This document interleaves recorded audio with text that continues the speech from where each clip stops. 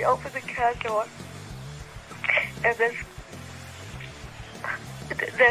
not very big man, two men, this the car door, and there's 1, 2, 3 men, and then there's 1, 2 more behind them.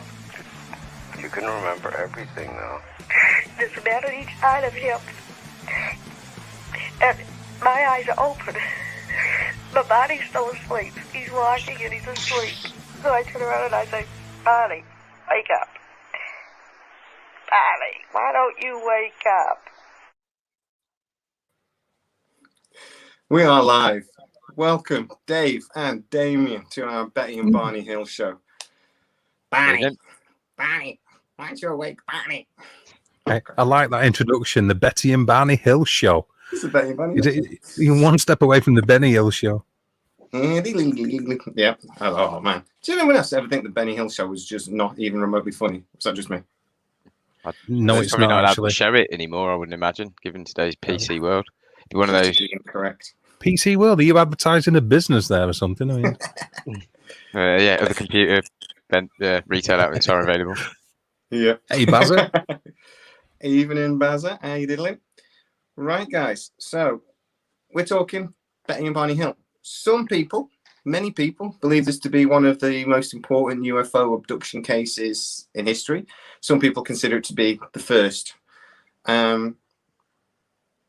Just before we get going, what is your initial instincts on this when you first heard about this case? Does anybody have like any really strong feelings about it?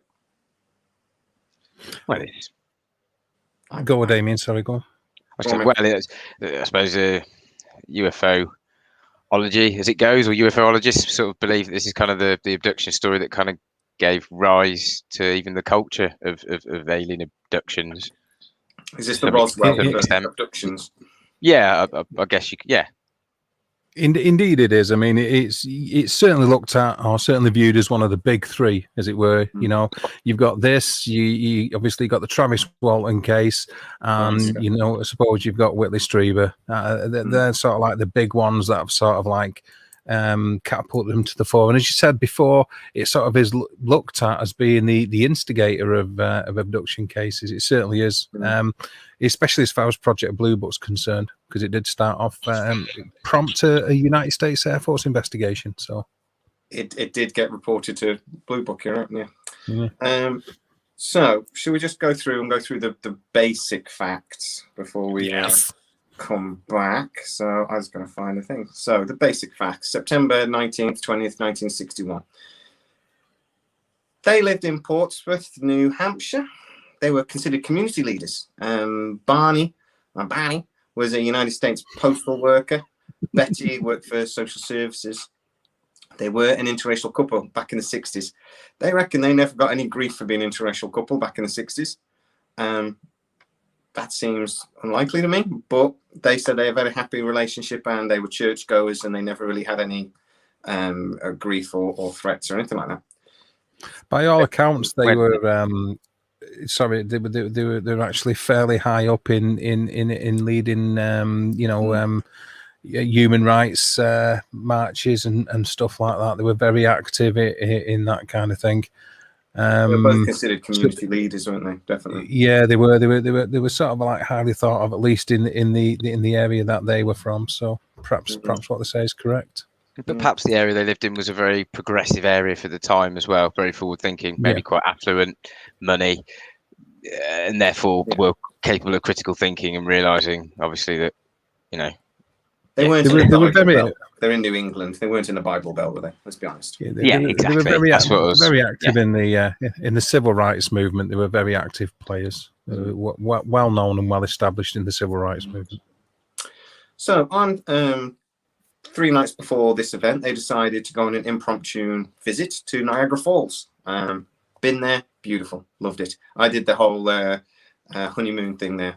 No imagination, me. I just went, let's go to Niagara Falls, babe.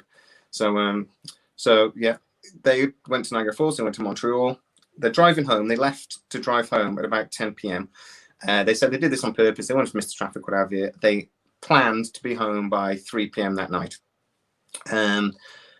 Betty saw the light first. She said this was somewhere between the moon and Jupiter. She thought it was a fallen star. They were driving along Route 3.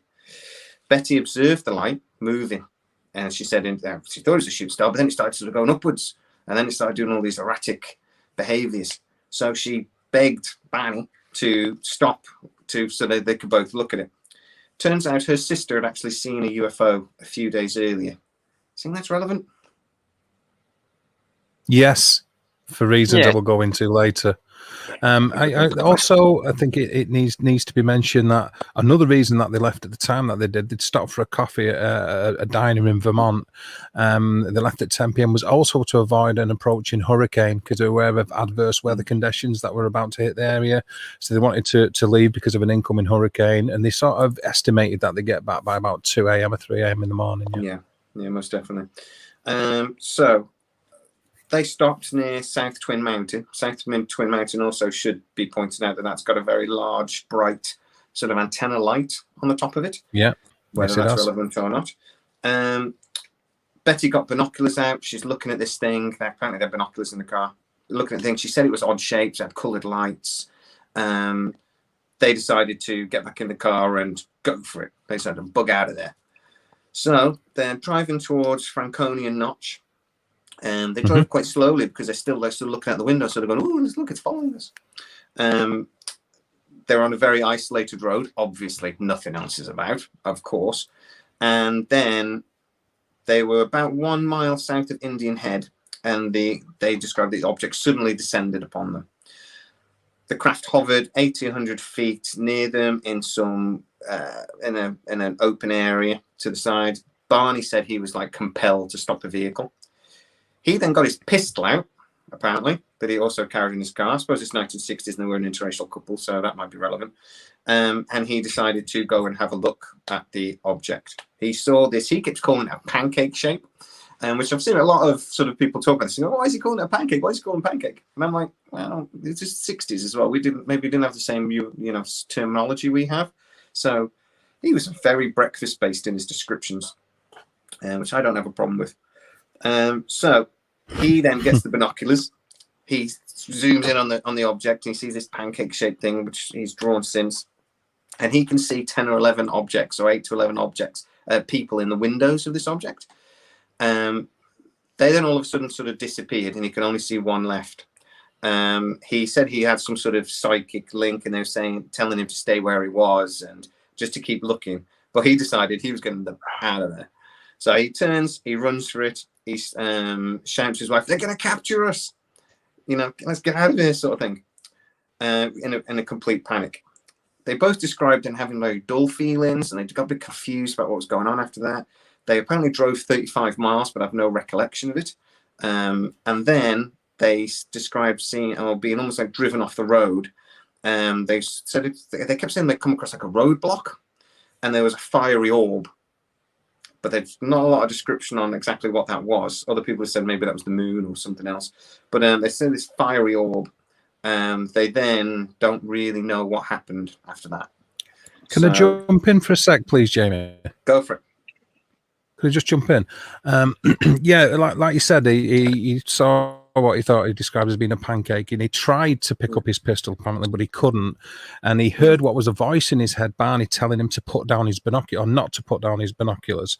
And then that's when he thought we're going to get captured and started running back to the car hysterically, as you said, and then legged it. And Betty was still watching the craft. She was leaning out the window to watch it. And then they described what they heard as loud rhythmic beeping sounds coming from the car's trunk. We call it a boot. They heard loud rhythmic beeping sounds coming. And then they said, this is obviously later on, that when they started to hear the loud rhythmic beeping sounds, they start to feel instantly drowsy. And that's when they lost consciousness. And as you said, they came round then 2 hours later, 35 miles down the road, and with 2 hours missing time. Yeah. They then reported that they basically then got home at 6 or 7 a.m. in the morning. Betty said that they had a couple hours sleep, sort of thing, and then when they got up, Betty described how they the bags were just by the back door. She wouldn't normally leave them there. As they started sort of examining the things, she found that her dress had been ripped. There was a pink powderish substance all over the one dress. She was going to throw the dress away. and then something sort of stopped her, and she thought, no, I shouldn't get rid of it, and she hung it up and kept it. They then went out and checked the car. The car had, like I said, these circular patchy marks on the trunk. Indeed. When they then took their the compass, they wanted to like check sort of like, I think they were thinking about maybe magnetism or something. Apparently the compasses were going woo, fucking go crazy sort of thing when they went anywhere near these round circular indentations or marks that were on the bonnet of the vehicle. He should also describe that he did say when he decided to leg it, he did say that there was sort of like wings coming out of the pancake thing he described as, and he said that he felt like they were sort of moving or coming towards him or something somehow. And they both described that these people, or that he saw at the time, were not human, but it was sort of they're not human somehow. They didn't really ever, at this point at least, be able to put their finger on what wasn't right about them, for want of a better way of putting it. Okay, can I just jump in again a sec? Sorry, I don't want to be a pain, but I've done quite a bit on this. Initially, the reports that they were given is that he would describe them as people. Barney actually described them as people. They keep calling them as men. He never referred to them as anything other than what were either people or men until later. In fact, most of the references towards them being not people or being alien or anything other was after he'd passed away from a brain tumor, which was within about 18 months of the event, I believe, or something like that. A couple of years, 1969. So a lot of what went on it was propagated by Betty after the event, which it's Betty cover later on, no doubt. They were human. They were not quite human, or something like that was how she described it. But she wouldn't go as far as saying aliens. But a little bit more. She did. She did later on, actually. She did make these claims. Yeah, she was. She did come under a lot of ridicule because a lot of the claims that she made retrospectively, and even to the extent of being. We'll come back to that. Yeah. Well, saying the physical damage. She said her shoes were scuffed. Boo-hoo. She was attacked by aliens, and her shoes were scuffed. Who cares? The binocular strap was broken. They'd had no recollection how. Their watches had stopped and never worked again, apparently. Mm-hmm. Yeah. In the 60s. An unreliable watch. Shocking. Who'd have thought? Her dress was torn. They both said afterwards, well, they didn't both say this because it would be very random, but Barney said that he had an overwhelming desire to sort of like check his genitals, and he didn't really know why. And I was like, that's just being a bloke, because I check my genitals every day. That's the excuse I use for the wife anyway. They showered constantly. And they said like they were trying to scrub something off, but again they weren't really aware of what. And that carried on for a little bit of time. Now there is some inconsistencies in the story that comes around now, because a lot of the time they talk about. Let me just get to notes. So September 21st, Betty called Peace Air Force Base to report the encounter. Major Paul W. Henderson interviewed her. He decided it was a misidentified Jupiter sighting. She saw Jupiter, misidentified. Actually thought she was possibly crazy, but did forward the report to Blue Book, to Operation Blue Book. They reported as well that at that point, she did withhold certain pieces of information, but she did say something about hypnosis to this Major Paul. Later in the story, though, we're going to talk about hypnosis again, but another version of this story suggests that hypnosis was never mentioned until they were interviewed by UFO researchers much later down the road. But apparently in the report, she was thinking about hypnosis really early on. And again, as we get later in the story, I think we need to try to remember that point, because I think it might be relevant. So, Sean Willits, thank you very much, mate. And yeah, this is one I didn't know much about until I started doing the research. So she did that September 21st. September 22nd, this report went in. Around that time, Betty then borrowed a book from a local UFO website. The website that didn't exist in 1960, from the library. 10 days after the event is when the dream started. So what do we know about the dreams? There were 5 nights. This is when the details started coming in, and when the sort of hints of aliens sort of started happening. She described that 5 men surrounded the car. 2 men forced her to walk out in some woods. She said, again, there was repeat this thing about there being some sort of roadblock. She was talked about being in and out of consciousness. She described them as being 4 feet tall, in some sort of uniform and caps similar to the military, which again came out more in the hypnosis sessions later. She talked about walking onto the dish, speaking to the leader. No real details about that. How her and Barney were taken into 2 separate rooms and examined by the leader. She called it being like a physical exam. They were like taking skin samples and scraping under her nails.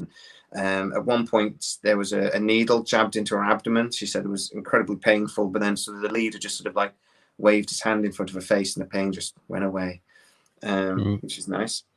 Can I just jump in again?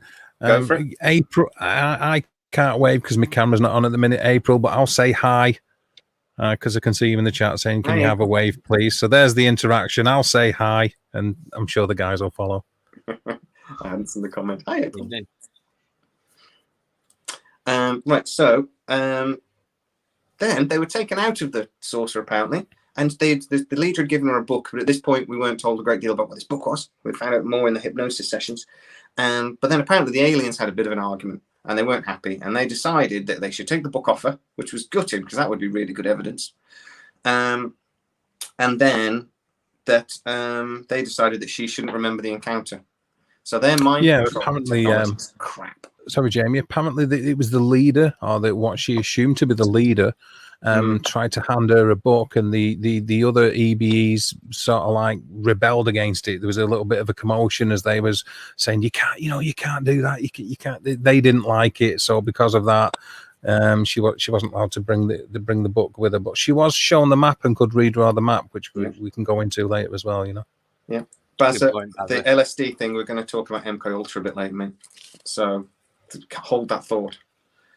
So, where am I?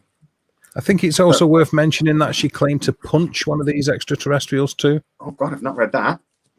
Yes, she claimed to have punched. She punched one in the mouth. Good girl. This didn't come out at the time. I don't think that's really plausible, because how can they not control you? Of course, yeah. I completely understand that.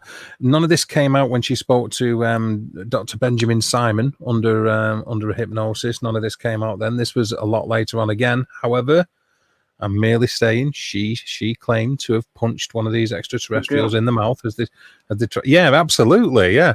As they like when we were all out of the beer, like, I knocked him on his ass. Dropped him, and then 6 of his mates jumped me. Yeah, there you go. Took them all on. So, 1961, November 25th, they were interviewed by C.D. Jackson and Robert E. Hoffman. Hoffman? Oh, my handwriting is terrible. Hoffman, yeah. These guys, they seem to be. Oh no, I've jumped ahead a little bit. Sorry, I have jumped ahead a little bit. I've missed a bit. Yeah, it's all right. I'm sure we'll cover it back if you have. Yeah, I've missed a little bit. Anyway, so through this book that she wrote, she got in contact with this one chap who got in touch. Who was the leader of this group? Was it IATIP or something? It's a UFO research group.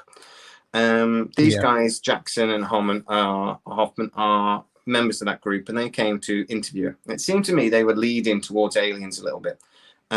They spoke about the fiery orbs. Betty and Barney apparently believed that the fiery orb they saw at the roadblock was probably the moon. These guys pointed out now the moon had set by then, so it wasn't the moon. You saw something else. They apparently, according to their records, then suggested hypnosis. Again, this is a little bit inconsistent to what was said earlier.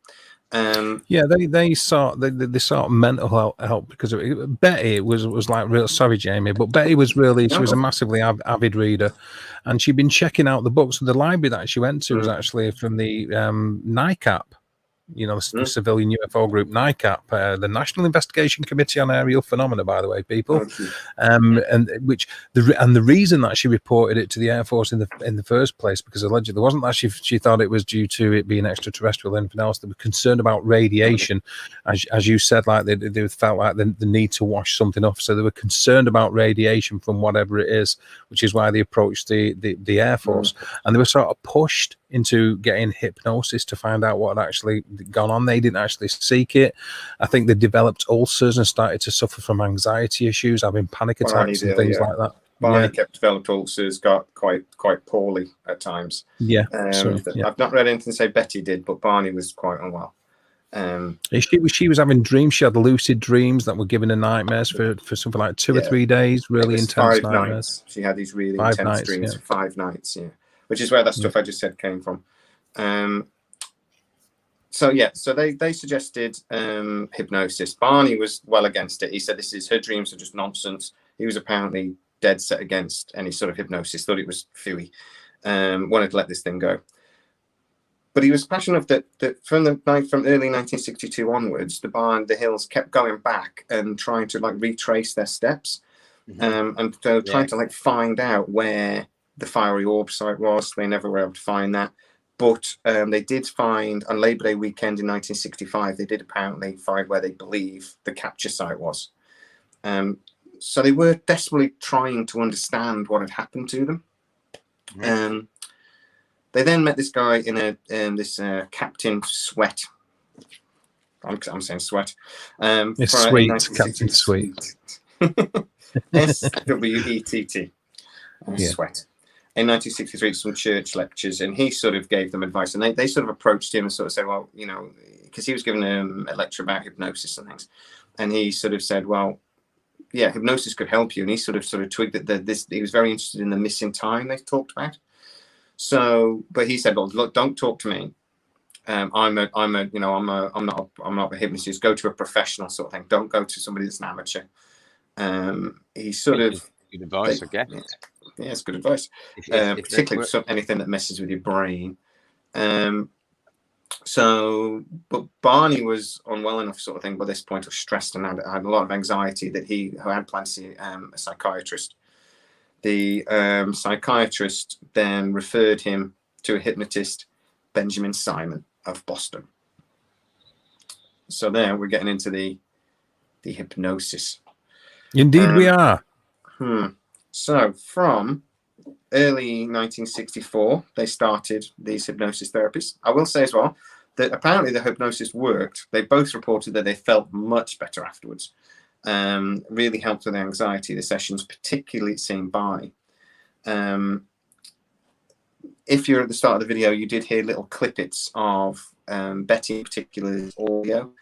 And I put a slightly longer audio on our Facebook channel. If you go and join Facebook channel, if you're new to that, Mystery Machines, it's in the description, links in the description. She was, to say the least, upset in her interviews. I think it's fair to say it's actually quite hard to listen to. She is very distressed. Hysterical. Almost hysterical, yeah. I think that's one of the main reasons these audio recordings is why it was then so well believed, particularly like Stanton Friedman and people research this very heavily. It's hard not to believe that at very least she believes what she's saying. I would argue that Barney's was the most compelling when you listen to Barney's. I done a live stream on this last year, and I played the audio clips. I played quite a lot of audio clips. And again, I'm not trying to plug anything I've done, but if anybody wants to listen to the audio clips, they are on a stream from last year. And thank you, sir. These audio clips are, and if they can be used for the edited version you do, feel free to do it. By the way, Jay, they are there. And when you do hear Barney, his responses to the questions, he is absolutely beside himself with fear, and it's massively compelling. It is disturbing to listen to Barney's response to these sessions he's having with Dr. Simon. So really worth listening to if you're into the case beyond a shadow of a doubt. I have actually put links to Betty's in the description. I did struggle to find Barney's after it, but I have listened to segments of Barney's, and the thing about Barney as well is he seemed to be more. He had more sort of like almost sensible answers, but they were both terrified. One of the things Betty talks about was saying that she wasn't scared at the time. It's remembering it and thinking back at it that she was hysterical thinking about, and that she was terrified of. But Probably something to do with fear of the unknown, which is I suppose a natural thing. And when you have perhaps memories stolen from you, maybe that's where the brain defaults to.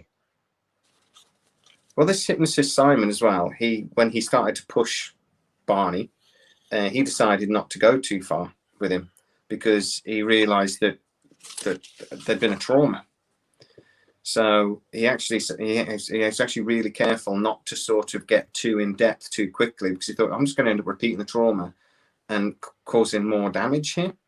And also caused him to forget what they'd been through for many sessions before he felt he was okay to. Yeah. Well, this is anything in like counseling or anything like this. You can, if you go too fast, too quick, you'll take one step forward and 10 steps back. So, this guy actually seemed to know what he's talking about. The one thing Barney said that I'd love to talk about for a minute is this quote of, I felt like his eyes had pushed into my eyes. One of the things they talk about in the hypnosis thing is that when they're talking to the leader, the conversations are in English. Yeah, but correct. None of them had been able to see their mouths move. Mm-hmm. But none of them say anything about psychic that I've heard anyway, or psychic link. They just infer this. And it comes to me that this is a little bit like the pancake thing. They're describing stuff that we've then described ever since. But these guys were like the first ones to do it. So they didn't have like the vernacular. Yeah, of course. Yeah. So they seem to be talking about something that he didn't understand. And that to me is really almost like poetic, that I felt like his eyes had pushed into my eyes. Like that this guy had actually, that this alien, this entity was psychically linked to him. Yeah, there was sort of like inferring telepathy and sort of thought transference without using the terminology. Exactly. And that sort of like rings true to me, though, that they're trying to describe something they don't understand.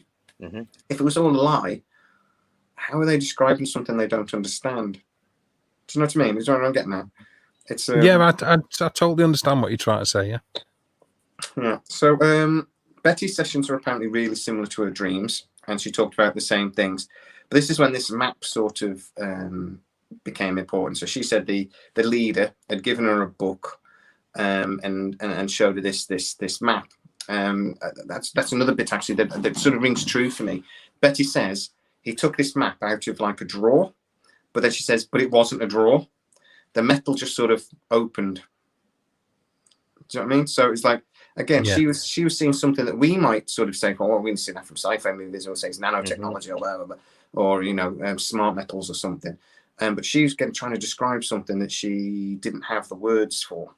Yes. The panel just sort of like opened, even though there were no markings or seams, and he was able to take this map from within inside this console or whatever. Yeah. The leader. You can't explain the material that it's made from. You can't explain the structure. It comes out of and then goes back into the wall. What? Yeah. So apparently they had this amazing technology to have these seamless drawers that just open, but they still use paper because the map seems. She never mentioned anything about the map not being. It sounds like it was just a piece of paper. I read it was a hologram. It was a hologram. Listened to her interviews today. She doesn't describe it as that. She just describes it as the map. But as she then elaborated later. This is the issue with Betty. This is the issue with Betty is what gets said later on to what actually got when she initially reported what happened and the way things changed after Barney's death. Yeah. Right. So, yes, unfortunately, who doesn't like to embellish though, or exaggerate in stories? I think all humans are guilty of that to some extent. Just down the pub, you embellish, don't you, and exaggerate. So as she gets more and more into a UFOlogy and down that road, exactly. I can see her sort of wanting to escalate her incident back up to the peak and adding things in, perhaps.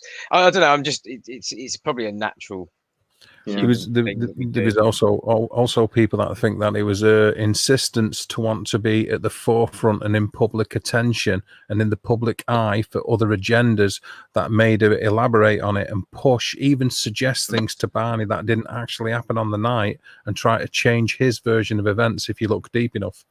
And there was lots of interviews and again, like these hypnotherapy sessions, and there's a lot more behind what went on with Barney at the time. I mean, things like finding a pile of leaves on the table and buried underneath from nowhere.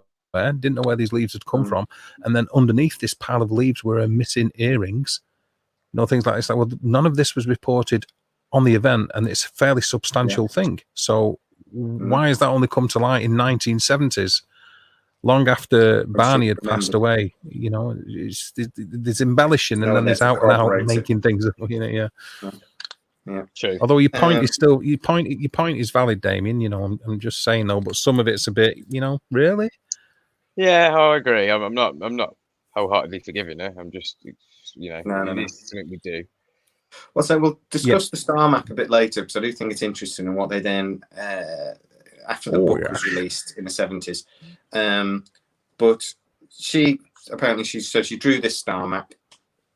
She did it from memory after the hypnosis session, and she talked about how the leader was describing this map to her, and she sort of said that, these are the trade routes, and when there's a solid lines and there's a dashed line, these are occasional routes, and says these are sort of expedition routes, sort of thing. And then she apparently said, well, what planet do you come from? What star system? What star system do you come from? Yeah. And he sort of said, well, do you know where you are on the map? And she said, well, no. So, well, what's the point in me telling you where I am then? Yeah, he did say that. I'd have just gone, I'm there. You're here, I'm there. Lovely. Next. But it is a good point. What's the point in telling you don't know where you are? So. And just say, show me. If they're talking to you telepathically, they know you don't know anyway. If they're in your exactly. Head. Good point. That is a good point. Show you. Like how in Paul, when he gives over a telekinetic bridge, when he touches fingers and he just transfers all his consciousness and experience. I'll just think, that just reminds me of that. I don't know why. Thank you, Tammy, for that little contribution. I gave you a contribution before and you didn't say anything to me. I did see it, but I was going to thank you afterwards. I'm joking. I'm joking. No, I'm seriously going to give you a kiss and a cuddle later. Oh, good man. Everybody donate to the channel, please. Yeah, join if you really want to. Yeah. So this carried on a little bit. There's more stuff come out in the hypnosis sessions. Simon believed, Dr. Simon, that they had some sort of traumatic event. He genuinely was concerned for Barney in particular, but he never really subscribed to the UFO event. Doris Lives has just become a member. Thank you. You can also become a member if you want to give us money. Thank you. You get a shout out now whenever you're on, Dave. So Dave, welcome to the members club. So they apparently then went away, and they never really pushed for fame and fortune, according to a lot of the stories. But the story did get out. So October 25th, the same year, Boston traveller, Robert L. Luttrell, got hold of the story. He apparently got hold of a lecture that the Hills had done in Quincy Center in 1963. So the bit I just said about them not looking for fame, they were apparently, though, doing lectures. But yes, they were. This is why I contested it when he said it, really, is because there was a lot that came to light afterwards about, especially with the civil rights movements and the, like we're saying, the mixed race and equality and all that. Like they were, especially Betty, she was massively, and fair enough about the, civil rights and everything, obviously. Well, exactly, yeah. So, so the story got out. Just going to go on to going viral. So this Lutrick guy got hold of these an audio tape from this lecture. He also apparently got hold of some of the notes from some of the UFO investigators. So somebody, now I'm not suggesting this was Betty, but I am. Somebody gave this guy all this information, all right, and gave him notes that the investigators had given. Let's think, Betty. I'm thinking that that everyone says that they weren't after a lot of fanfare, but I actually think Betty was, and I think like what you've alluded to a little bit here, Dave, that she went. In a later life, definitely so. Perhaps not in the early mid-60s so much, but because of the political climate then, and possibly, although they didn't seem to have any problems being an interracial couple, you can imagine it wouldn't have been. You wouldn't have thought they'd have wanted the limelight that much because of that, but then because they're involved in the civil rights stuff, they were in the limelight anyway. So. Well, to be fair, I mean, they were pushing a book that they sort of instigated by John G. Fuller in 1966 called The Interrupted Journey. So just a couple of years after it. They were pushing it in the mid-60s. Betty, she certainly was. Well, it's just it really sounds like I'm hating on Betty Hill here, and I'm not. I'm just pointing out facts. No, it's just the facts. I mean, there's another thing. Speaking of the dead, Dave. Thank you, man. There's another thing though. That actually, Barney was on telly in 1965. Yes. I've put the clip on our channel. If you pop back to Brief History Mystery, the clip I put on earlier, it's at the end of that. It's like a whose line is anyway type of thing. There's these three people. One of them's a liar. One of them's telling the truth, and two of them are lying. And it says they tell their story, and then there's a panel, and they have to sort of guess who's the really Barney Hill. And I found that I was just like, what? He's the big that's thing. Definitely trying to popularise the story, isn't it? Without a shadow of a doubt, it's. But one of the big things that people use for this, and ufologists use this to push that it's genuine and real, is that these guys shunned the limelight and didn't want to be famous. And he was on a picking quiz show. I mean, that is saying, and yes, you are handsome, Dave. So that seems a bit dodgy to me. Barney did die in 1969 from a cerebral hemorrhage, like you said, Dave. He'd suffered with illness and stress and anxiety pretty much from the day this event happened. And yeah, that's pretty much the story in a nutshell. But then obviously it goes on much further, because then after the book, there was a TV movie. Then there was then a second book in 1973. Yeah, that was hugely popular. That lady, that's when the map was printed in that book. So, right, can I hit on this just for a second? Okay. Now the map, the wonderful map, that became again famous or infamous, whichever, come out a lot later on again. But after the event, anyway, the thing about the map is propagated by our primary school teacher, Marjorie Fish. She analysed the map, this star map, and she made a 3D model of it out of fishing line and plastic balls. And she used the I think it was the Gleiser pronunciation. I apologise, Gleiser or Glaise star map from 1969. And she looked for a star that was similar to our sun for the possibility of like a life-sustaining planet kind of thing. And she looked at it from a multitude of different angles and points and stuff like that. And the only one that matched both the model that she'd made of the map in a 3D sense and Betty's map was from the viewpoint of Zeta Reticuli. And for anybody who's interested, it's a binary star system, about 39.3 light years from Earth. Or if you're interested, 231,084,127,000,000 miles. How many, sorry? Incomprehensible, isn't it, in miles? There's no point. Not even thinking about that kind of number. What's that in kilometres, Dave? A lot. Um, the twin. left. Yeah, yeah, it is pretty much. Yeah, and these twin stars are what were considered in astronomy as solar analogs because they share very similar characteristics as our sun. And like so, Zeta 1's got like 96% mass and 84% radius as our sun, and Zeta Reticuli 2's got 99% mass and 88% radius of the sun. So very, very similar, and that's why they considered these solar analogs.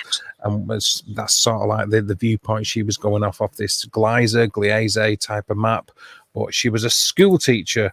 Marjorie Fish is the woman that came up with this. So going off her standpoint, you know what I mean?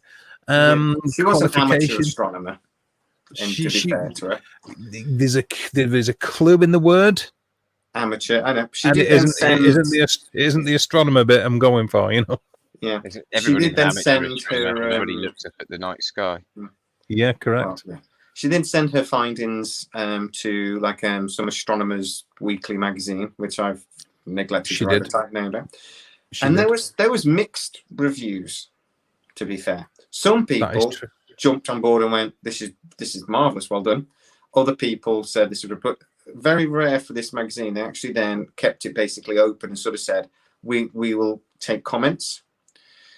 One of the comments came from Carl Sagan. Guess what he said? I know what he said. He wasn't massively impressed. No.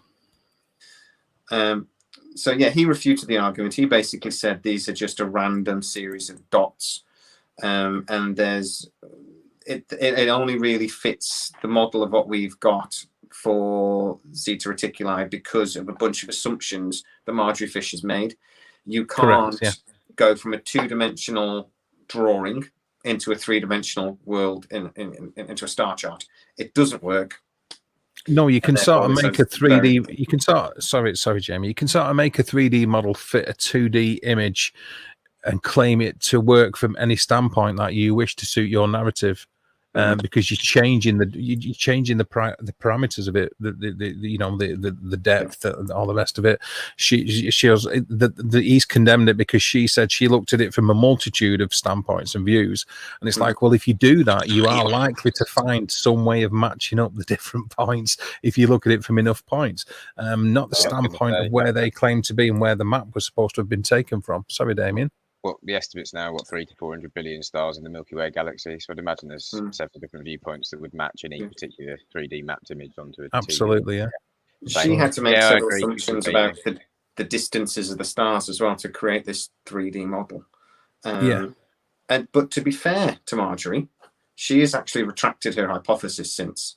Several studies have been done that's actually realised that some of these stars are actually much, much further away than we believed. And she didn't have enough fishing line. That's it. She didn't have enough fishing line to do the three. Yeah, she ran out of fishing line. She made some guesses, but fair to play to her. Once it was, even though some people have still sort of defend this finding and still think that it is Zeta Reticuli. I will talk about Bob Lazar in 1 second. Oh dear. As soon as the evidence came, the greys, isn't it? Yeah, she pulled it back. She said, "That's it. Zeta Reticuli is one of those star systems that we point telescopes at a lot. If you look at studies of this, it is considered to be a star system that is possible. Is one down on. They've got a list of possible star systems that could have inhabitable life. This is pretty high up. Yeah. Particularly because of its closeness. But we put a lot of there's some satellite that things, and it spends weeks every year looking at Zeta Reticuli, getting taken. Have they found any Earth-like planets around? I believe they have, but they found planets around like 3/4 of the stars to look at. But I'm not sure if they have or not. They detect the wobble, don't they, around the image, which suggests there's something orbiting it. Yeah. Oh, I know they do the wobble detection method. What I mean is they haven't like now that 2,000 Earth-like planets found in habitable zones around in the Goldilocks zone around stars of similar mass of ours or smaller red dwarfs as well. I thought it was more than that at the moment. So it was something like that, if not more now. Yeah, they're estimating at least 3/4 will have Earth-like planets. But Dave Bazza has just asked a question there about how do they know these stars away, how far these stars are away. Dave, Red and blue red shift. They use spectral analysis and the Doppler effect. Yeah, by what they call red and blue shifts. They know which direction they're moving in and how long it takes the light to hit because they know the speed of light. So they trace red and blue shift out of phase spectral analysis to check the distances and then guess. There's an element guess, of guessing. There is, yeah. One of the things they have to do is they have really good measurements on things like what are the stars that pulse? A pulsar. A pulsar. Thank you, God. Yeah, pulsar. Yeah. It's been a long day. So they have really good knowledge of where pulsars are, and then they can sort of they can use that to sort of triangulate positions of other stars and things. But yeah, the redshift, isn't it? As the star's moving away from us, the light that's traveling between that star and us literally gets stretched. It does. As the object's moving away from us, and that drags the polarity of the light into the red, or if it's coming towards us, into the blue. It pulls into the blue, yeah, red and blue shift, yeah. Because the frequency of the pulsar is such a constant. And that's basically what you're relying on. The speed of light. It's a constant, isn't it? That it's a known value. So you can use that to find out other information. Exactly. And then you can triangulate from there. So, good question. Well answered. Yeah, well, we're all over it. We're all over it, Bazza. We're all over it. Yeah. Oh, we watch far too much Discovery Channel.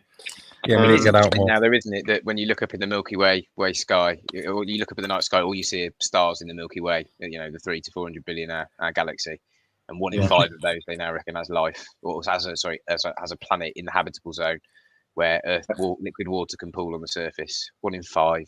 That's quite an incredible number, and like it is when you look at I don't know how many of you. It's sort of topical, but going off a segue in a little bit.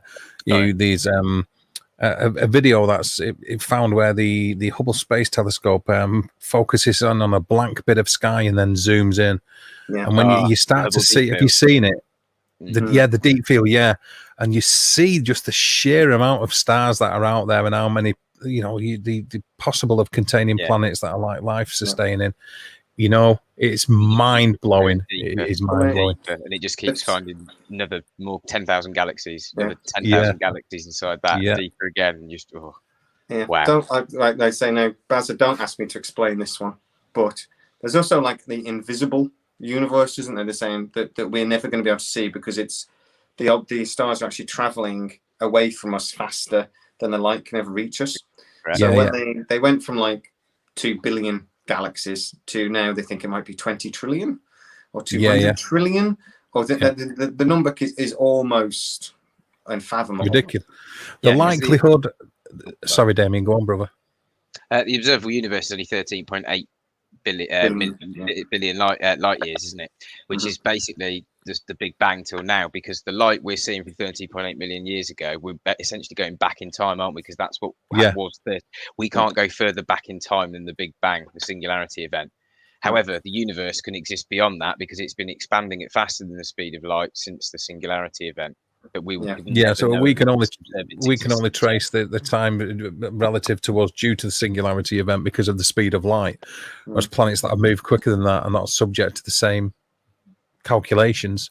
It's hard to, people don't get that one confused. They don't understand that there's more to it than just the observable, but we won't ever see it. And everything beyond that is estimate.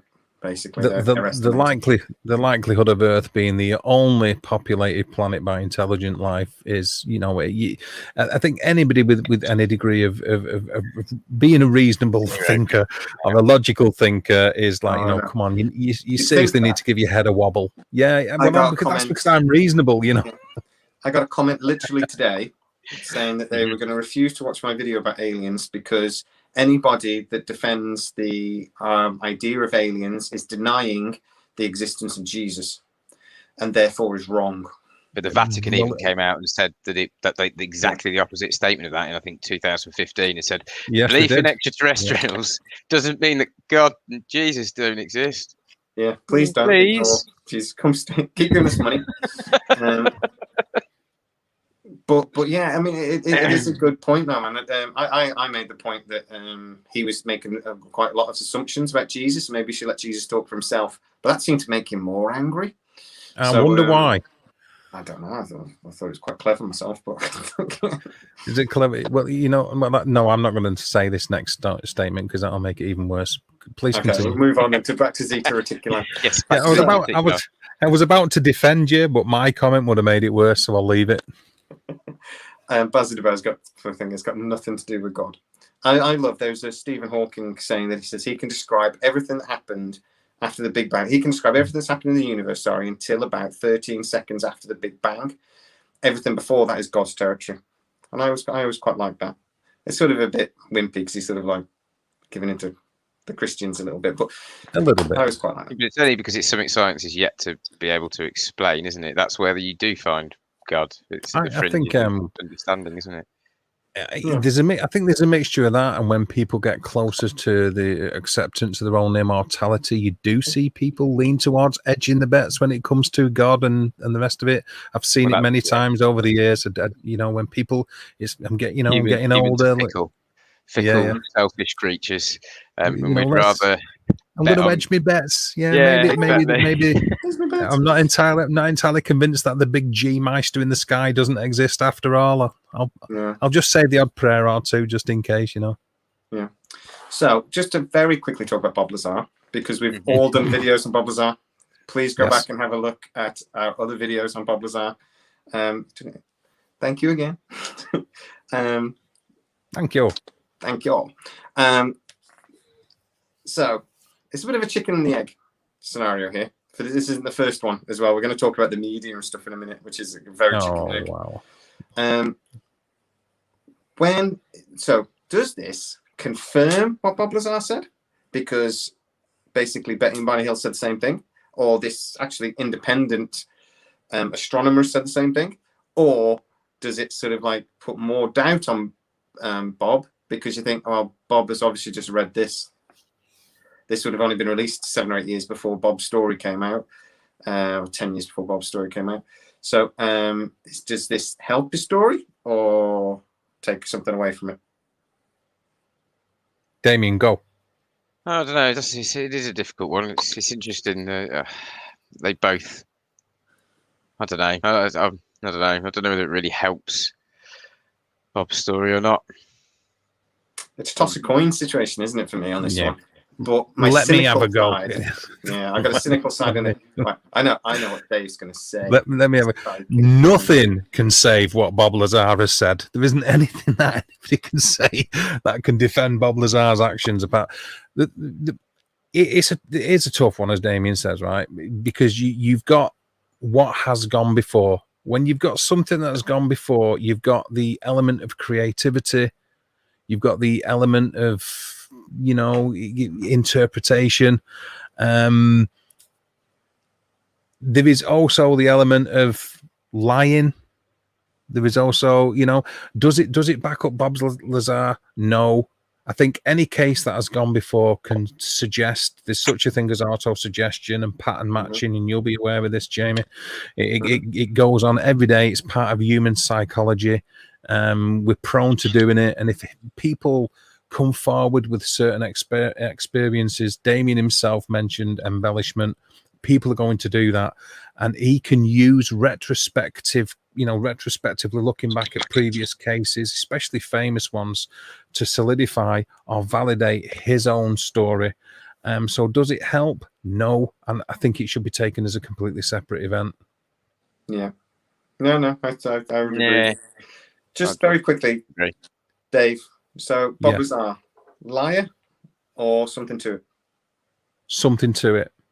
Okay. If only because I'm going to shoot myself in the foot here, but if only because when he first started to make his claims before, doing his interview on radio and all the hiding who he was thing, being able to take people to certain locations on certain days and say on this, I'm not trying to say that what he was showing people was anything other than just weird, but being able to say on such a night, you will see such a thing. The timetable of weird and could arrange to have people come see it. Yeah, that does.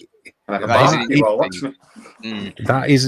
takes some beating. The fact that he will say on such a night above Groom Lake or out here over this area, you're going to see this kind of thing, and take people there and they actually see these UFOs or these unmanned vehicles, or however you want to describe them. There is something to that. Maybe, or he could have just spotted it himself when he was, out and about. But that would maybe. I don't know. That would still add validity to the fact that he knew something was going on there at the very least. If you take away the rocket cars and the prostitution racket and all that kind of thing, he's probably a very stand-up guy, And I Area don't know. 51 back then was not even recognised, was it? It wasn't even acknowledged, was it, by the US government until Obama, was it? I don't think. Area 51. It's never been in the prostitution ring thing, though. I think that a lot of people use that as a reason why we shouldn't believe what Bob says. Look, he's in prostitution ring. I think it supports him. He went up in front of court with being threatened with prison. He did. Which in Nevada it never happens. And he basically said, I've got a degree from MIT and the other one in physics and electronic engineering. And the judge went, you can't prove that. And he went, but I have. And they basically said, look, tell the truth or you're going to prison because we need to substantiate what you're telling us. If we can't substantiate it, you're going to prison. And he refused point blank to change his story. He does not look like the sort of person that would do well in prison.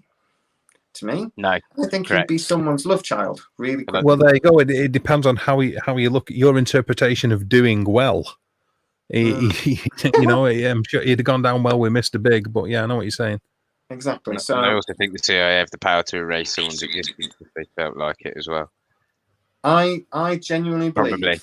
I genuinely think that this is a simple question, right? If you're in charge of Area 51 and you've got this alien technology that you don't understand, you think they're going, right, we've got physicists coming at the yin yang. We've got loads of physicists. There's this guy, and he thinks outside the box. He's built a rocket car.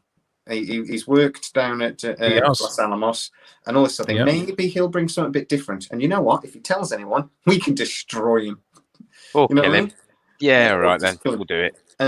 I don't think they'd have thought that. I think they'd have gone, yeah, why not? So my question to both of you then would be Bob Lazar. I believe complete crank or something, right? Thank you, Damien. Yeah, I want to revisit it again and go in more depth. No. I was put on the spot, Damien. Sorry. What were the two options? Believe him or don't believe him. Yeah, but something to him or complete crank. Something to him. Yes, we're all in agreement. I will remind you, Damien, they've done 2 videos. One of them was called "We Believe Bob Lazar." So nice. You should probably, stick to I've watched some more stuff recently that's brought some stuff into question, but then it's he's a difficult one. I am very sat on the fence with him, to be honest. Yeah. I think I remember we did a video on this and we talked about how they threatened to kill him and what have you. And I said, look, I want to publicly announce now that I love my life. And I would do these videos and we're probably going to some list somewhere at the CIA or at Langley. And I love my life. If anybody ever suicides me, they did it because I want to live forever. All right. I like that phrase. It's only really become a phrase, hasn't it? After Epstein suicided himself. Yeah. You've got to sort of ask yourself, anybody who would want to come into the public eye with such sort of claims and have their life destroyed and still stick by the story, what they've got to gain from it. Yeah. And that always makes me, unless they're completely crazy and they don't care about what happens to the life. But you've got to question whether somebody like that's willing to have their life completely destroyed by the very thing that they're saying and holding true to that story. And there's something in that. There's something in that says there's something about his character at the very least. Thanks, Bazza. Yes, Bazza. We're probably all on a watch list. We've watched far too many videos of too many things that you're not supposed to watch, probably. I get blocked on Facebook so much.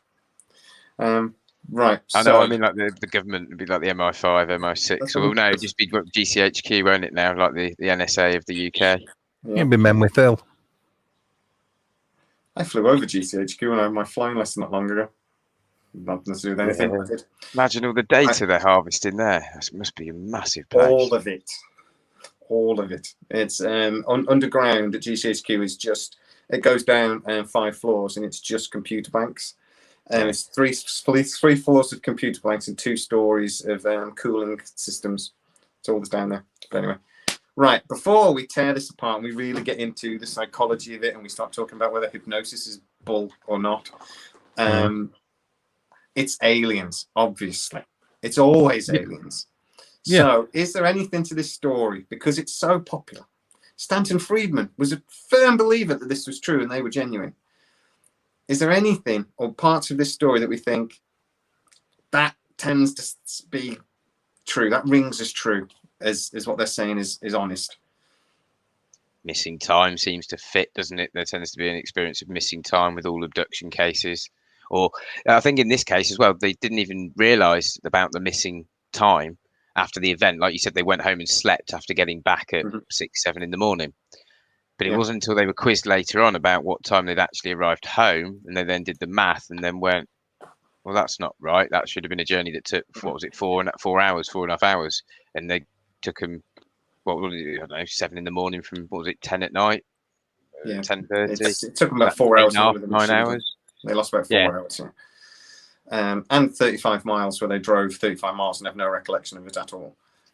Well, although you can drive 35 miles when you're tired and not paying much attention and then not remember because you're on autopilot. I know you can do that because I've done it. Yeah, a lot of skeptics have said these guys are the poster boys for don't drive tired. Basically. So, and I can understand where that came from. Yeah. Yeah, I think there's a lot to that. I seriously do think there's a lot to that. Like I said, I've looked into this case quite a lot. There's a lot of comments and statements that were made by Betty that were just not made on the day, even under regressive hypnosis. These things weren't made. I mean, I want to go back over a couple of things just for the sake of it, because we do it the justice, I suppose. Yep. Barney was an avid plane watcher, and he tried to reassure Betty at the beginning that it was just a satellite. And they were claiming that it seemed to move with the car as it was driving. But it was down this curvy mountain road that was quite steep at times, and that it zigzagged and ducked and weaved behind trees and behind the mountain ridges like it was playing like cat and mouse with them. And they actually pulled over a few times to look at it through the binoculars. Like really well known, I suppose you call them picnic spots. Really, you mentioned one before, Indian's Head, and there's another one, the Old Man of the Mountain. Now, some of these spots give a view of this antenna system with a light on, and others obscure it completely. And as you travel down this road, which some ufologists have done, it comes and goes into view and looks like it's moving in between the trees. This flashing light on top of this beacon, is it an anti-collision light or something like that, I believe? Yeah, it's a beacon, for aircraft. Yeah, they use it to judge the altitude as well, but yeah. So as they're driving down this winding road, it does seem to zigzag between the trees. Altitude changes. Because of atmospherics as well. Sometimes it appears, in different weather conditions and atmospherics and air pressures, the humidity can change the way that you get a glow or the halo effect around a light, making it. We've got a local one here. We've got a local one here, Dave. It's on the top of like a hill, just a big hill called Breaking Hill. And you can mistake that if you're driving around and see it like darting in and out and catches me out. And I look at it and I go, no, it's the light on Breaking Hill. And you still catch you out or make you look twice on odd occasions. Yeah, exactly. Yeah, totally. I mean, like I say, the Old Man of the Mountain was a big one where they could see it from there. And it was stationary, I believe, when they saw it from there, which it would be because it's on the top of an antenna. And another thing is, she also made a comment that she sort of stick to was where she refuted it straight away, and she said, Barney, if you think that's a satellite or a star, you're being completely ridiculous. So straight away she was inferring to him that it was anything other than what he was trying to explain away as being prosaic, which she would later do. She was also be the instigator of trying to bring it to the fore, to pushing it towards NICAP to look at these books on pre-existing UFO sightings. You'd had a lot over the years. What's that famous one where it goes past the telegraph towers. I think there's 3 of them, white objects. I forget the name of that particular sighting, but it's quite famous.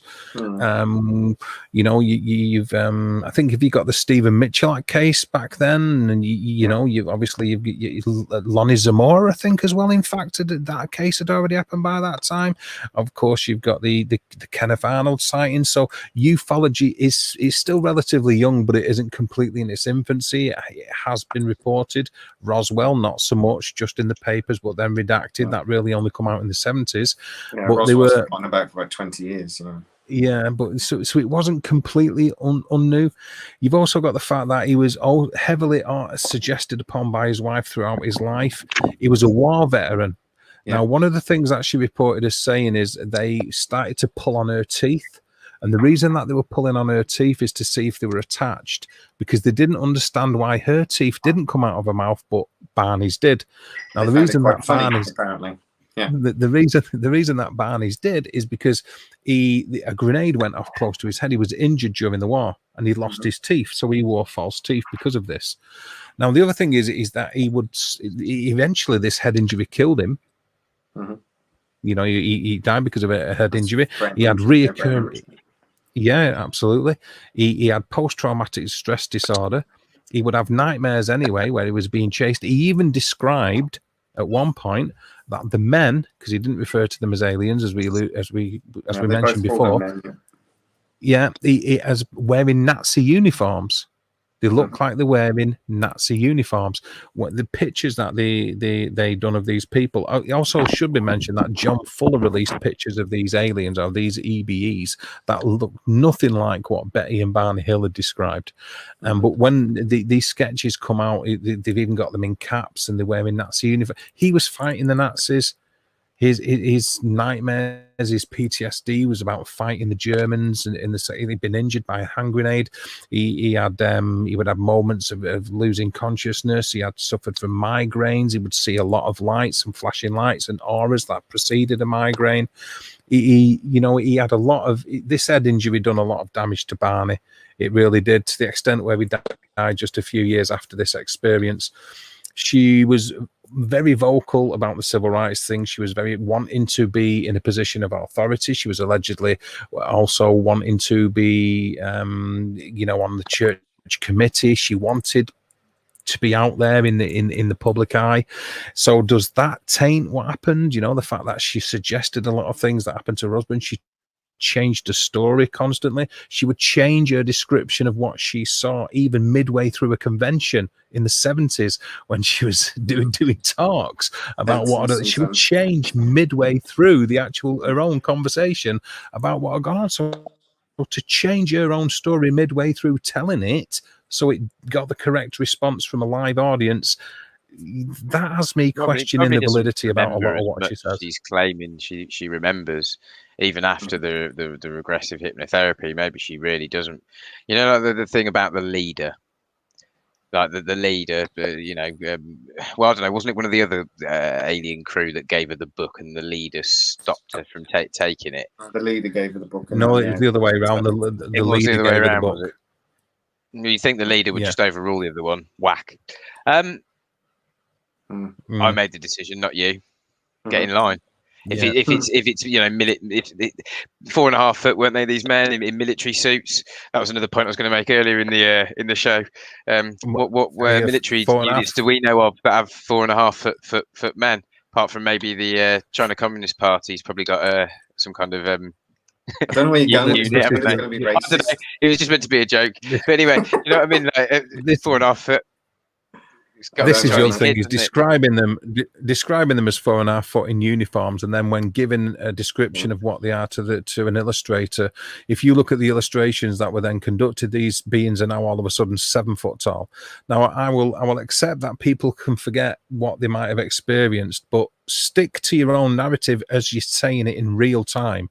And given that there's a multitude of books given about it, and also a multitude of documentaries, by the time she'd passed, she was still talking quite vocal about her experience. It would still change, despite the fact it was well catalogued by allegedly what was supposed to be true in the 1960s, and then allegedly what was supposed to be true in the 1970s, and then allegedly what was supposed to be true in the late 1970s. You know, and there's such a spectrum and diverse what actually went on. It's I'm just gonna say, you said earlier It's trying to that milk the story, isn't it, for money? yeah. We said earlier that the UFOlogy or ufology was in its infancy. I would disagree. I would argue that there'd been basically 10 years. They call it the UFO flap. You know, we'd already had the invasion of Washington. They were already making B movies with UFOs in. They stood still quiet by this point. I think the Battle of Los Angeles as well. Battle of Los Angeles was front page news, and the CIA were already taking a lot of interest into, you know, trying to stop interest in this. They were basically ordered by the Robertson Report to actively stop people from getting interested in UFOs, basically. The movie Invaders from Mars in 1953 was a very popular movie at the time, and really had a lot of elements to that movie that are very similar to what Betty said happened, or Betty and Barney said happened. You've got the Twilight Zone. It can't be ignored the fact of you've got War of the Worlds, the radio broadcast, as well. You know, and that was massively influential. There was something else, a film that was released, and again I've forgotten. And Steve, who have done shows with in the past, he's a massive ufologist. He did mention a show that had aired just a couple of weeks before this event. Twilight Zone. It was the Frisbee. Twilight Zone. Yeah, that's the one. Yeah, 12 days before the hypnosis happened, and it had grey aliens in it. Let's talk about grey aliens briefly. Actually, greys are ingrained in our psychology. And I was just going through today looking at some of these shows, like Frisbee, Twilight Zone, Hocus Pocus, and a couple of other shows that came out at the time. It was black and white TV back then. So all of the aliens were grey. Correct. Because it's black and white telly. Is that correct? Relevant? Because we take TV for granted today, but can you imagine what it was actually like when it first came out on these TV shows with like sci-fi movies? You know, Twilight Zone and stuff was actually on the TV, and you got your first TV in the late 50s or even early 60s. It must have really messed with the psychology of the people as well. I wonder how much of an impact it actually had on some of these people, particularly people that, like Betty, were potentially quite vulnerable to this. I suppose it was chicken and the egg. Did the sightings come first, and the mass popularity of the sightings and inspired the people to make the TV shows, or did the TV shows come first? And I think history would tell you the sightings came first and far predate the invention of the television.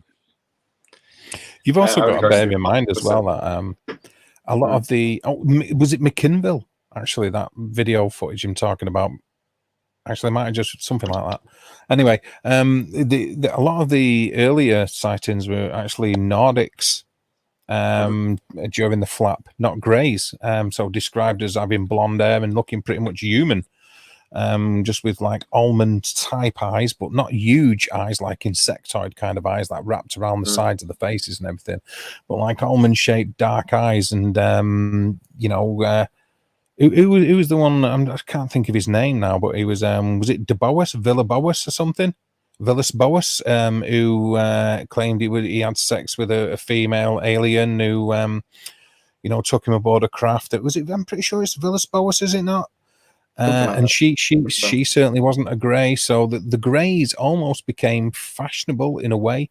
Like you say, after the way that they appeared on TV, because a lot of early reports were not of greys, they were of Nordics or different creatures that were like a tan brown in colour.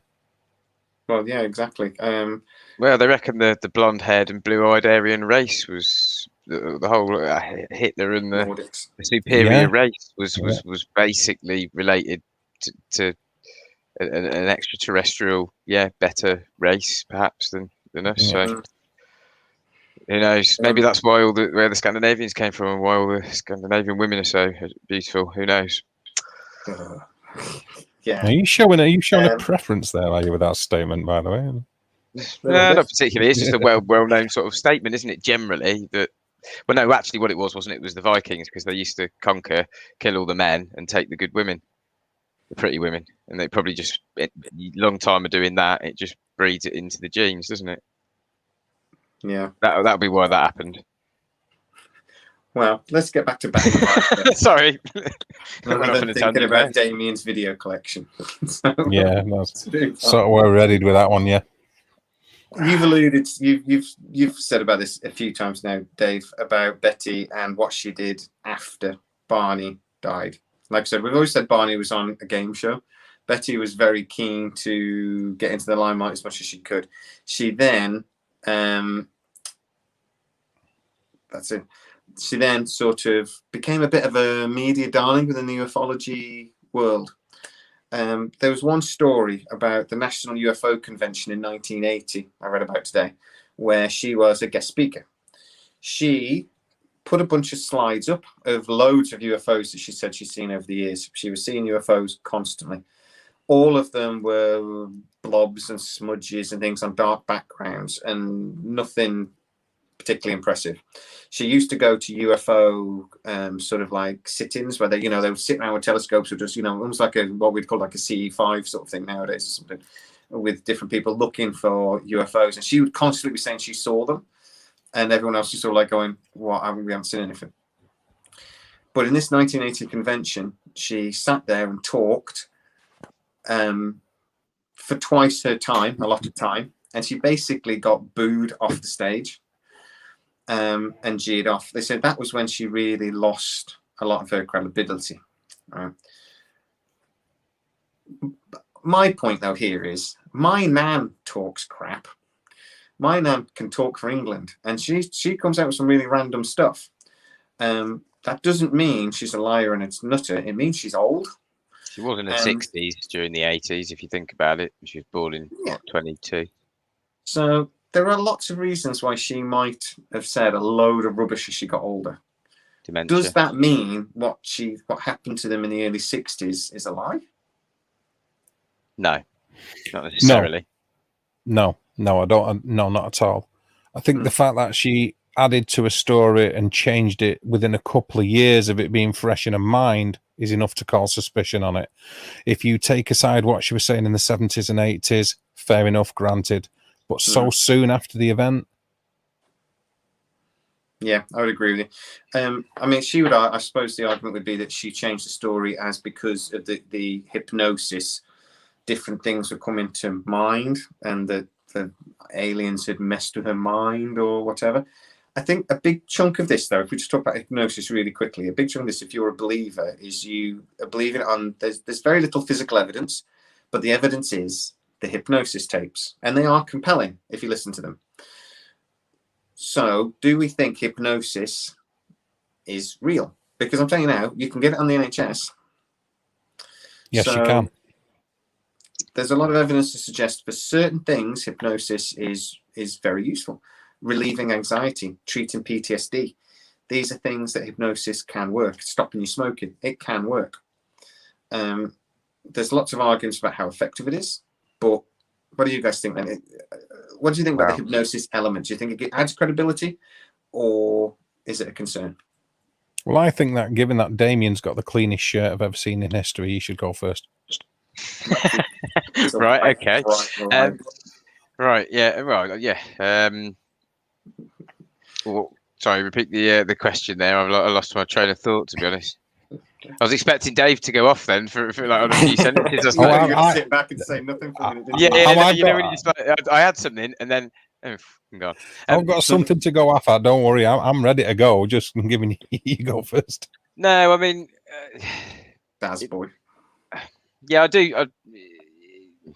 Yeah, but just phrase the question again, Jamie, and I'll try again.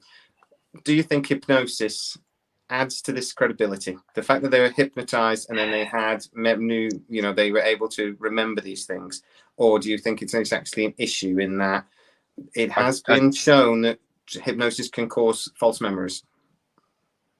Right. Yeah, I mean, it's such an inact science. I suppose it's very difficult to know what it does produce, and the results can seem to be perhaps extremely varied from your comment there, where it produces false memories to some extent, and obviously in some people, or you can at least hypnotists can plant false memories in people. Well, we've seen it. We've seen Darren Brown do some very interesting things with people under hypnosis and under his persuasion and manipulation and you know, and I do wonder whether some people in history may have just been the Darren Brown of their time. But anyway, yeah, but he's just that good at deceiving, isn't he, and manipulating, and what did he do? He got someone to believe that they killed somebody, didn't he? When they didn't, so he basically implanted a false memory of that person killing someone in their own mind. Mostly suggestion and a lot of psychology. It was, and not much hypnosis, but I don't know. Seems reasonably relevant. But yeah, hypnosis. Yeah, I think it's very interesting. I'd like to think it gives it more credibility. That hypnosis is regressing to them to perhaps some state where they can remember something that perhaps something has tried to stop them from remembering. I don't know. What are your thoughts on the false memories? Well, I was going to say on Darren Brown, you're saying about how it's relevant. I think it's very relevant, but I think it's about the psychological thing, classical priming and conditioning, because possibly that's what Barney was actually a victim of without realizing it, and maybe not intentionally by Betty either. But I think he was primed. He believed what he said, but maybe that's not necessarily because it happened. Those because Betty did believe it. But anyway, studies by Harvard have actually shown that about 10% of people are very hypnotizable, because that's a word, susceptible to hypnotism. Most people can be hypnotized, but hypnotism is not what you see on the TV. It's basically a deep, relaxed state where you go and you can be very suggestible in these states, but you will not say or do anything that you don't want to say or do. You can't hypnotize somebody and tell them to jump off a bridge. They won't do it unless they want to. It's more about taking boundaries down. I think being hypnotized is like having about 8 pints. You're just really susceptible to things. But anyway, Dave. I suppose it's another state of consciousness, isn't it? It's almost like they're moving you into a trance state, isn't it? When they've done MRIs, yeah, they can actually tell the difference. A different parts of your brain become active when you're hypnotized. So there is a medical, observable, empirical evidence that people can be hypnotized. Does it go similar to a sleep state where you start repairing and stuff like that? Do you know? Or? It's similar. It's similar in some ways, but not in others. Not really. It's sort of It's different because your brainwave patterns are completely different in sleep state than they are in theta waves. State. Similar, but yeah, in it's other theta ways, it's very different. Yeah. Your gamma waves and I'm going to go look into that. Stuff. Okay. Not now. Do it later. Yes, you haven't got time for it now, Mr. Purcell. It's Daz. Daz is for whites. Go on, Dave. Got me Daz Whites on. Daz Whites on. You both sort of covered it in many ways. There's it is down to the person. Now I've like yourself, Jamie, studied various elements of obviously psychology and sociology and so on and so forth. And there's certain ways of getting people into a certain state when you're doing counselling, whether it's grief counselling or anything else, to get people to open up, to relax, and to let down barriers, as you say, because the important thing is that people believe in what is happening or take part or a participant in what is happening. And it's the same thing with hypnosis. You have to be willing to be able to take part in it and to associate that what's going on is either beneficial or that it works. So there's almost like a sort of like belief system in what you're undertaking. Now, I've been subject to this because of certain things that have gone on in my life, what they call rewind therapy rather than actual. We don't really sort of call it hypnosis per se, but like rewind therapy, as if you're using a video player to cut out certain segments of your life and remember areas that were on either side of the thoughts that you don't want to remember, so you concentrate upon them instead. So a bit like when people suffer from something which is, like tinnitus, you can't get rid of tinnitus, but you can use noise generators, which are similar to hearing aids, which program your brain in a way to concentrate upon that particular frequency instead of the one which is driving you to despair. So you sort of like suggestion. Now, if you listen to a lot of these regressive hypnotherapy sessions that have been undertaken by various ufologists and researchers over the years, all you need to do is pay attention to the questions that they're asking as well, because the questions are suggestive, they're auto-suggestive. Now, as a paranormal investigator myself, when you and other people, no doubt, I'm in the side chat, and you guys doing your research, when you interview a witness or you interview a client, you can't use certain terminology or phrases such as what sound did it make, because it may have never made a sound, but you've suggested that it does. Now, people will pattern match certain elements within, you know where I'm coming from, don't you, Damien? You get what I'm saying? So they'll say, well, actually, now that I think about it, it made a humming sound. No, it might have never made a humming sound, but you've suggested it did. Like, it's like, what color eyes did they have? Now, they could have been they could have been a cyclops. They didn't have eyes plural, they had eyes singular, so you got to be careful. You always go for TED, don't you? Tell, explain, discuss. And when I've listened to so many of these, I mean, Bud Hopkins, bless him, massive proponent of regressive therapy and hypnosis when it comes to CE4 and abductions and stuff like that. But you listen to a lot of the recordings, and even John Mack, and there is a lot of suggestive questions and prompting that's going on in these sessions, rather than just letting people come forward, rather than helping people drop the barrier. There's such a thing as human givens, where you speak to people about their own self-worth and what they deserve as a human to feel for themselves and the way that they think of themselves, which can get people to drop barriers as well. But in psychology, this is a massive part of psychology.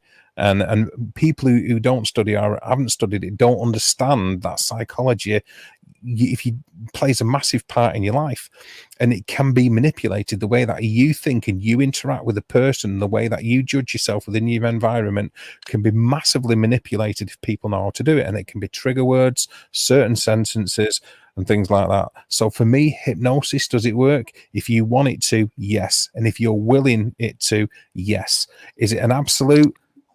Well, like Jamie said, you can't tell somebody to jump off a bridge. No, it's like the placebo effect. They actually do describe it as whether it is a placebo effect, in that if you think it'll work, it'll work. If you don't, it won't. And that's the same. It's like a super placebo effect. Yeah, which is weird, isn't it? With no medicine, that people's mind is actually the thing that's making your body heal, not the pills that you're being given from hospital by various pharmaceutical companies that have made billions off of them. If you have a life-threatening illness, they reckon you're 20% more likely to survive if you have a positive mental attitude. So they've spent a lot of effort to now try and get people to think themselves better. Yes, it works. Yep, 20% of the time. And this is one thing I've always said to you, isn't it, Jamie? I think your mind's more powerful than anything that you could, perhaps ever take to alter its consciousness. And then therefore, with that belief, I think I'll always be all right. Exactly. That's the way you're thinking, yeah. If we get away from aliens, I think one of the things, everybody that ever spoke to Betty and Barney, they always said that they believed that Betty and Barney Hill believed what they were saying. All the UFO researchers pretty much that spoke to them, interviewed them, said they don't necessarily believe them, but they believe it. Even the hypnotherapist, this Dr. Simon guy, I keep calling him Dr. Simon, I don't know if he's a doctor or not, he even said, I believe they believe it. He didn't believe it was anything to UFOs. He believed there was a trauma. So there were a couple of theories. One of the theories is MK Ultra. Now, I actually quite like this. MK Ultra sounds ridiculous, but we know it happened. We know there was this 10-year program at least. Yeah. They were using university students, dosed them up with LSD, all sorts of things. This project went on and on and on, and we don't know what on earth they could have done. Yeah, a decade of passive aggression. Exactly. A lot of research going on. One of the big points that they make, though, these believers that these could have been a victim of MK Ultra in some way, is that they seem to have access. You go through the story in the timeline. There's a lot of colonels and majors and captains and things that like there's a big military influence throughout. They seem to gain access to military personnel really easily. You know, they phoned up the Air Force base and made a report, and they spoke to a major, somebody, you know, and this sort of thing. They seem to get through to the military personnel. Was that because this was done on purpose, it was planned, and this was actually, they gave them access? So Betty and Barney Hill just phoned. I was like, yeah, I bet they did, because we know what we did to them last night. So, you know, that alien reproduction vehicle that we've got, and that team we keep sending out to do fake abductions and scare up people. Was that them we picked up last night? Yeah, it was. And I could see how these would be targeted Very cynical, as well. Because, but I could see how these would be targeted because, I mean, an interracial couple, the way they were, him, guessing an ex-military man as well, I could see from a psychology point of view, they'd be quite an interesting subject matter to mess with and see what happens.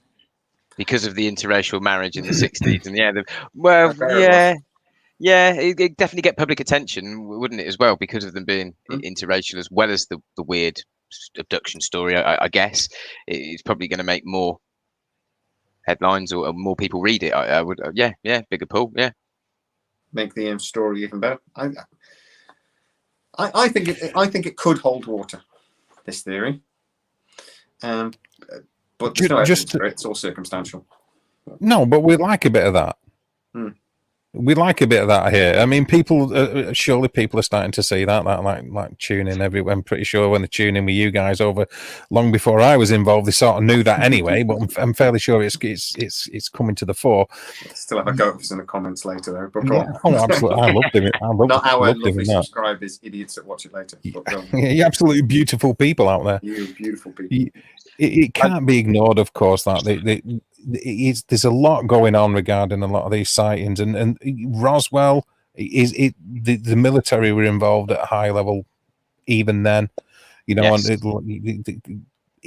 was it just par for the course? There'd been a lot of sites by this time, a lot of sightings, a lot of reports. You've got Blue Book and all that going on. There. The Brookings report. If we do ever find anything, we better hide it. They can't handle the truth. So that was pretty much the start of Mulder and the X-Files. You can't handle the truth.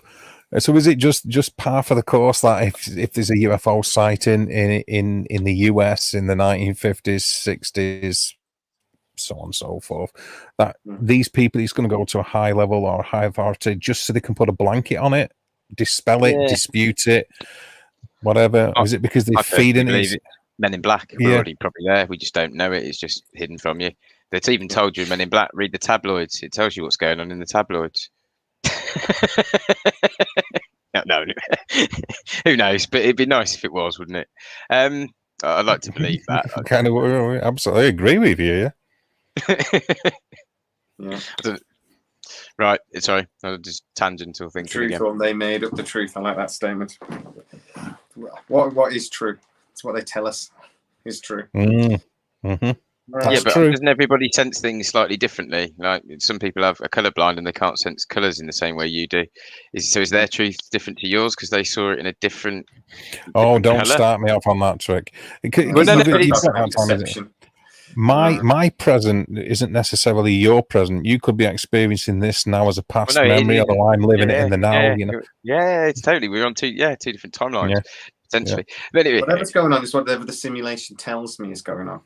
So there you go, Matrix man. We're all plugged in. Yeah, you're probably right. The math say we're in a simulation, doesn't it? If you know, the math doesn't lie, really. It's the language of the universe. It's interesting that it's also the language of the computers that we're building. Yeah. We'll go into that in another video one of the days, mate, because the simulation theory is complicated. No, I wasn't going down that one now. I've watched several videos on it and I still don't understand it. So the last I do like the way you have to occasionally rein it.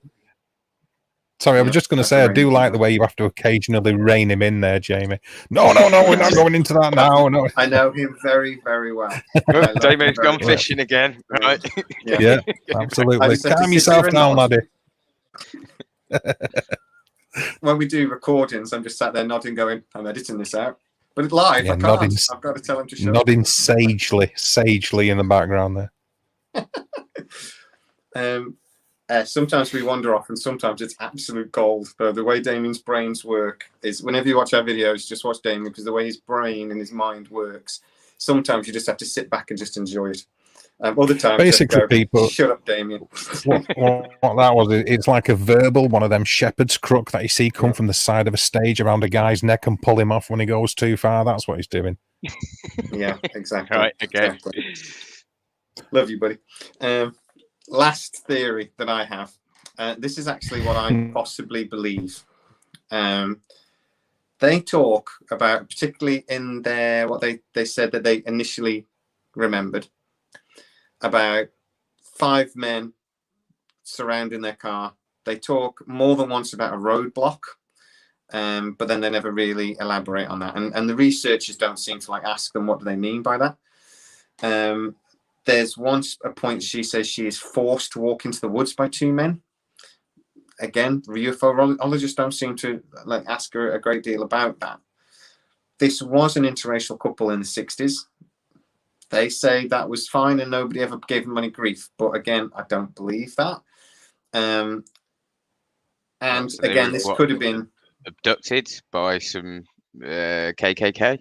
I'm wondering whether this was some sort of interracial assault. And the way they initially talk about LSD? It. Yeah, well, no, I actually don't think so. I think that psychologically, she was a big believer in UFOs. Her sister had seen a UFO not long before. It was very big in modern culture and the culture at the time about UFOs and the fear of UFOs. It was very much intertwined with the fear of Russians and things. There was there was a psychological basis there, and I think something happened that she couldn't get her mind around or rationalize. I think so. She created this story, and Barney basically was dragged along with it. That is what I believe. They were not racist aliens, Streamy. How do you know? Apparently the Greys aren't very nice. Supposedly, apparently they're they're quite nasty piece of work. So maybe, I don't know.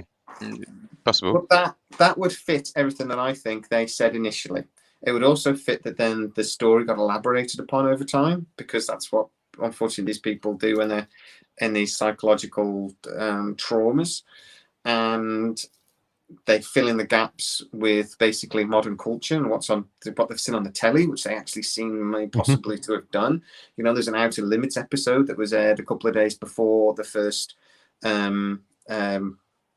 hypnosis sessions, and when you look at the alien from the Outer Limits episode, it looks an awful lot like the alien that then Barney drew and after the hypnosis episode bits.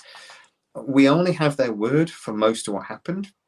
The physical evidence could easily have caused by some sort of attack. You know, her ripped dress, her scuffed shoes, the damage to the car, even possibly. To me, it seems to be there's a far more mundane and sad story rather than the alien story, which I then have to ask the question, why is this considered to be one of the top 3, like you said, most convincing alien cases? I worry about that. What do you guys think? Mm-hmm. Yeah. In a nutshell, I completely agree with you.